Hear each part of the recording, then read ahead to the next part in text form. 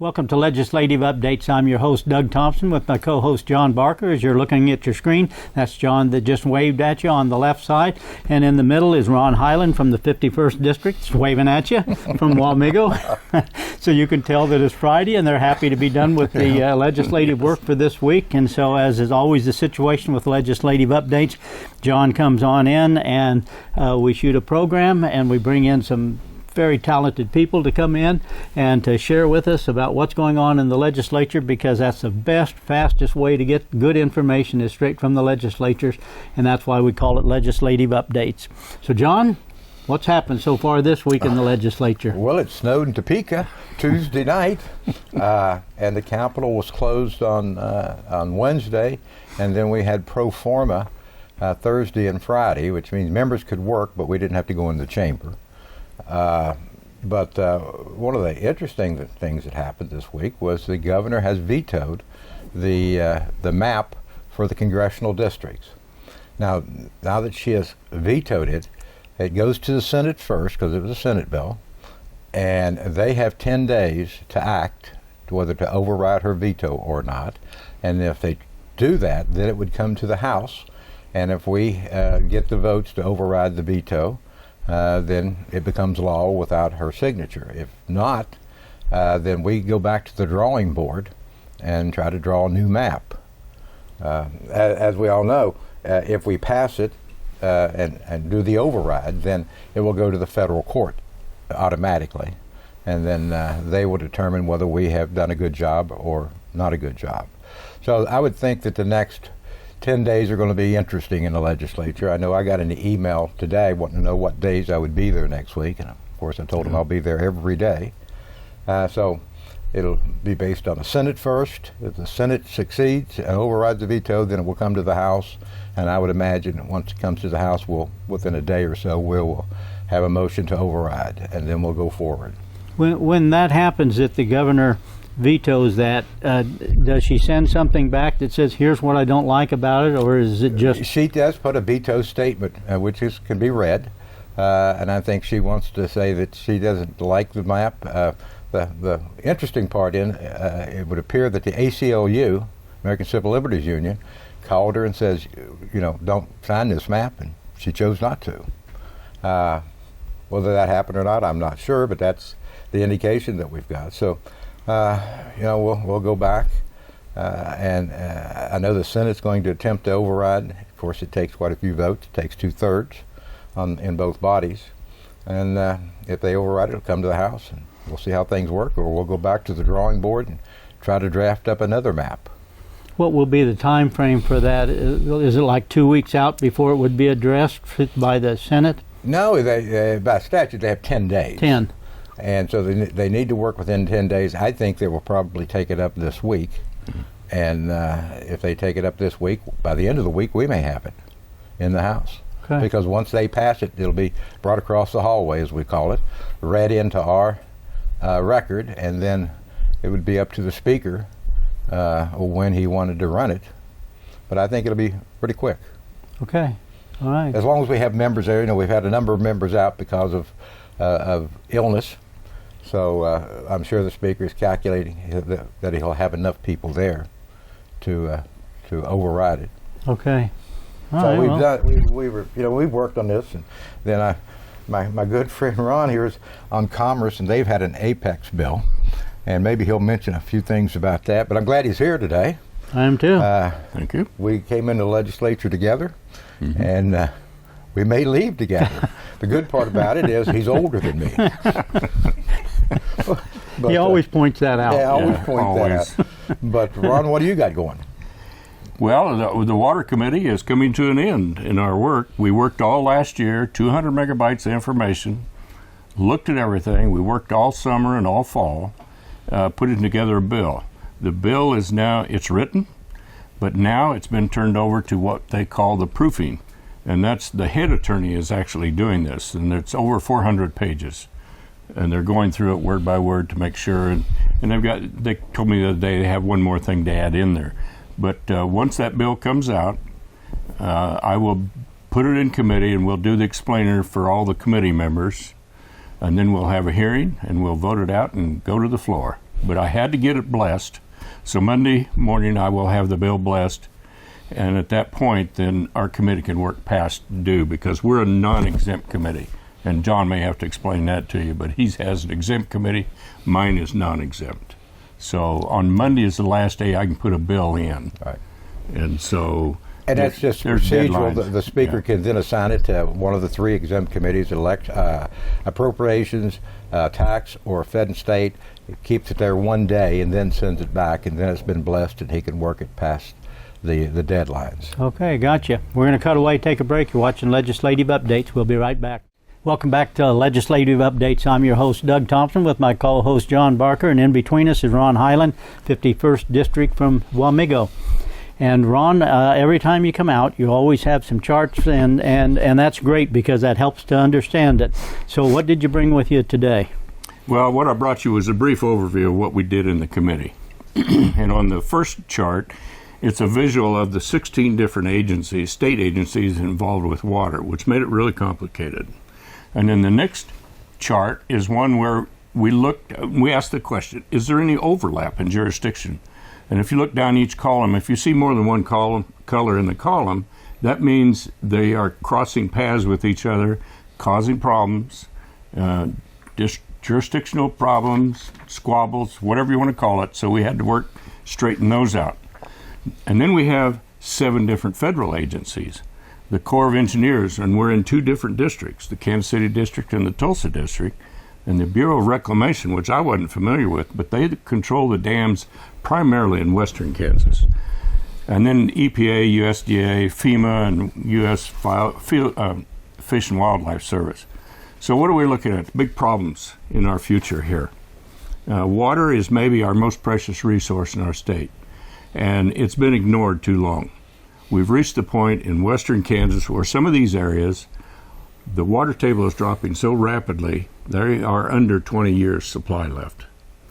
And then everybody says, well, what about eastern Kansas? They are in trouble as well, because the dams have silted in enough that we've lost our storage capability, and that's where their water comes from. So we're dealing with some problems there. And then added to that, out in southwest Kansas, they are having a uranium contamination problem with the water. And one town had to spend $6 million to put in a reverse osmosis system, a very advanced one, to remove the uranium. Then they had to dig a well over 6,000 feet deep to get rid of the uranium once they removed it. And it's moving east. So the next town, a small town of about 300, Deerfield, they found it there. They couldn't afford it, so Lakin says, we'll run water over to you. They're taking care of them. But now we're looking at Holcomb, and the next town is Garden City, which will be dealing with this problem in the future. Since then, we found it in northwest Kansas as well. Around Wichita, we have a saline contamination. Now, if you look at the chart where the aquifers are, there's 3 major aquifers in our state: the Ogallala, the Great Bend Prairie, and the Equus beds. It's the Ogallala that is the most troublesome for us right now. That's where the water tables are dropping so rapidly that as a state, we are going to have to do something about this, both on this end of the state and the other end with the dam situation. The reservoirs, if you look at the next one, the bar graph of how much capacity our dams have lost, Tuttle, is over 40%, and some say it's even less than that. It may be closer to 50% we've lost in capability. Now, the federal government charges us for those reserves. We have to pay them for that water that they're storing for us. Now, on some of them, the water goes down to Kansas City and other towns, and we charge them for the water. So we get some payback, but we are in debt to the federal government of over $112 million right now. And if we would pay sound some of that debt, we just haven't paid our bills. And part of the big problem we found was that the state has not put enough money into the water programs to keep up with the debt. And so the interest is accruing and all of that, and so we're going to try to address that. But of course, when people find out there's extra money, everybody's fighting for it right now. So it's a mess. And the infrastructure challenges. I asked them, how bad is it? They said it would take $61 million to bring some of the communities across the state that are outside the EPA regulation right now.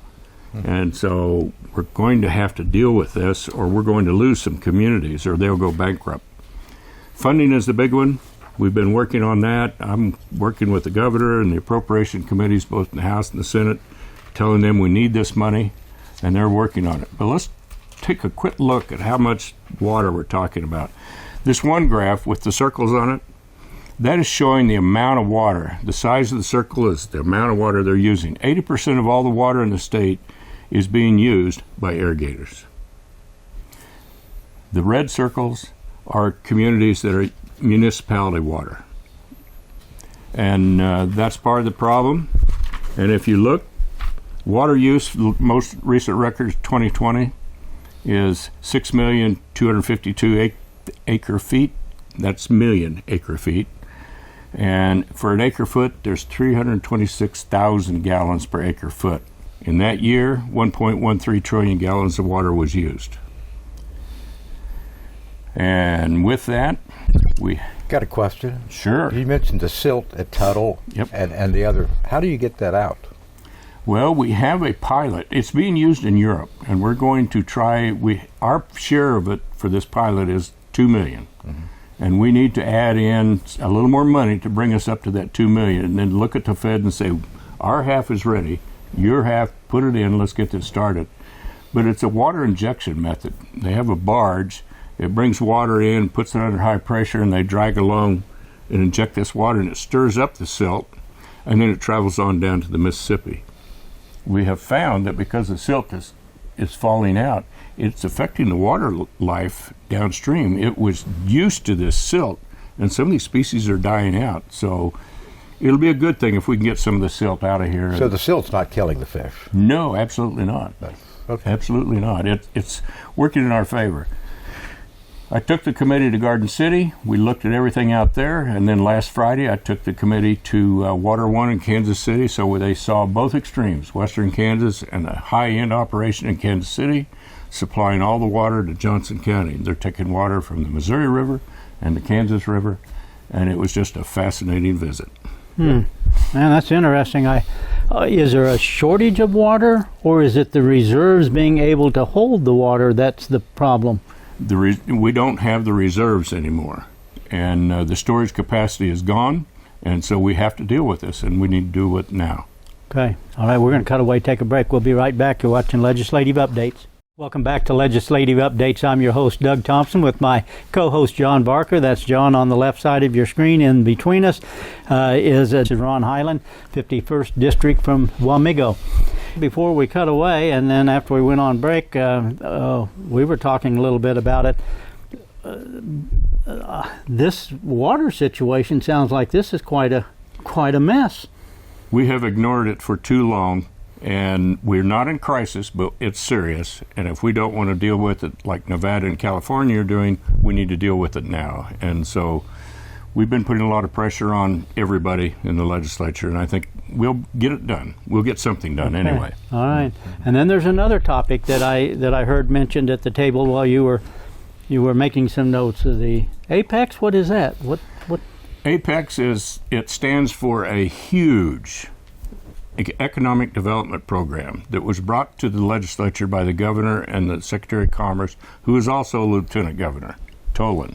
And they are asking for all kinds of goodies. Let's just call them goodies.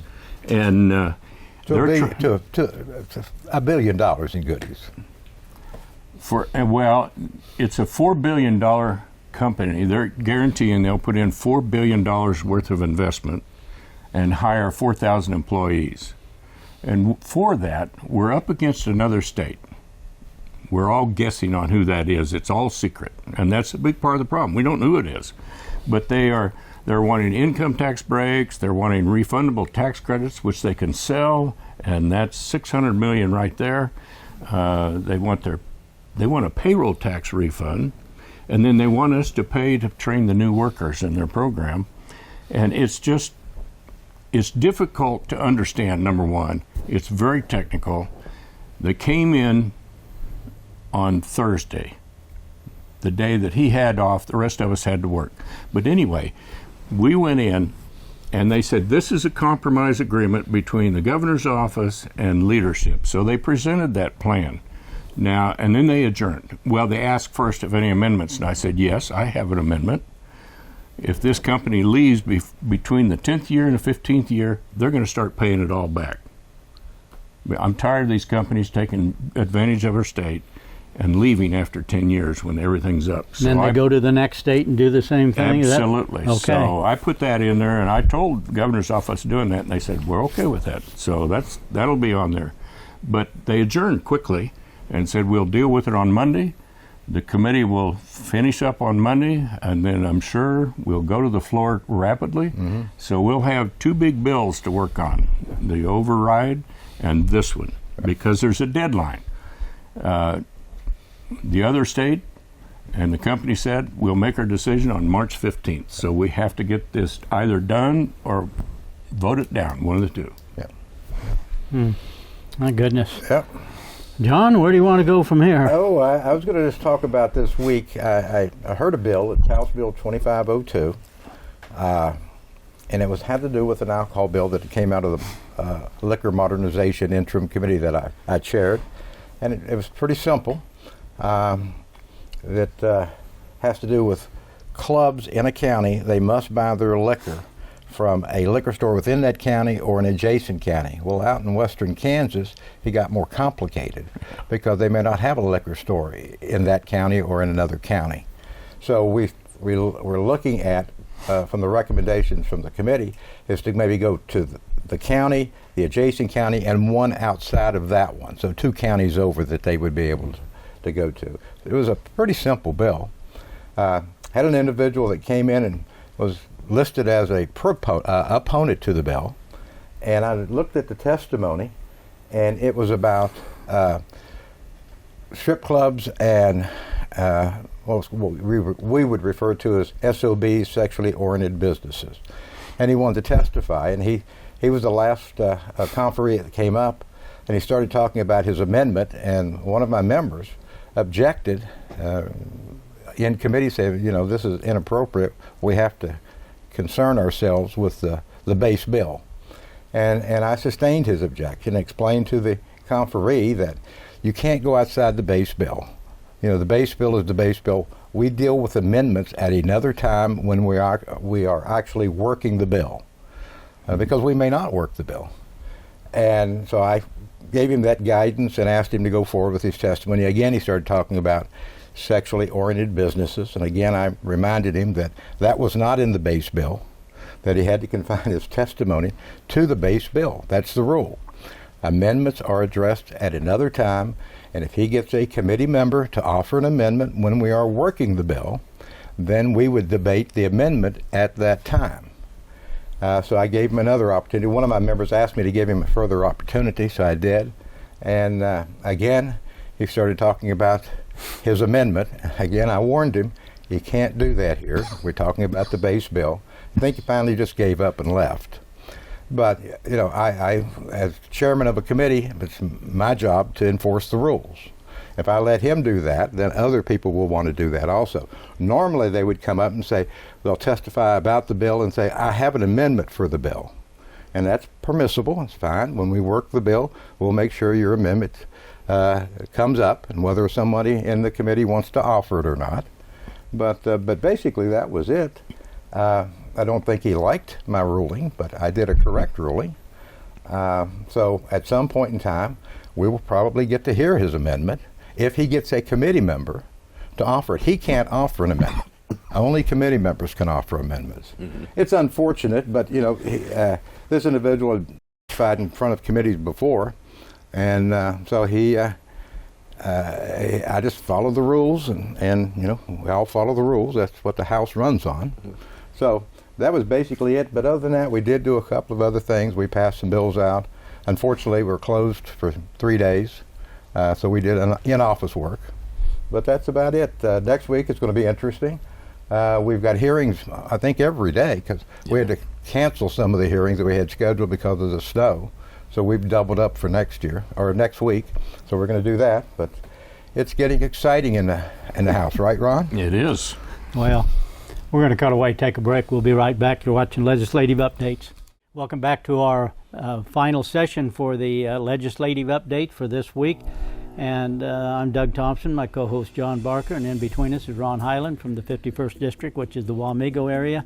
And I can tell from the conversations now you're getting into that pretty tough time where there's just a lot of conflict and a lot of things to sort through, and it becomes more difficult. And Ron, do you have the anything? honeymoon period is over. It's over now. Now we're getting to serious stuff. But Well- Ron's on tax.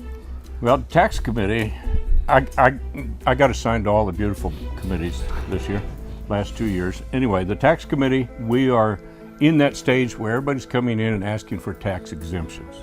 And in our state, the exemptions account for about over $10 billion. Billion? Billion. So at Per some year? Yes. So at some point as a state, we're going to have to deal with that. Woo! All right, we're going to leave it at that, and we're going to hope you watch us next week. We'll be visiting on Legislative Updates. Thanks for watching.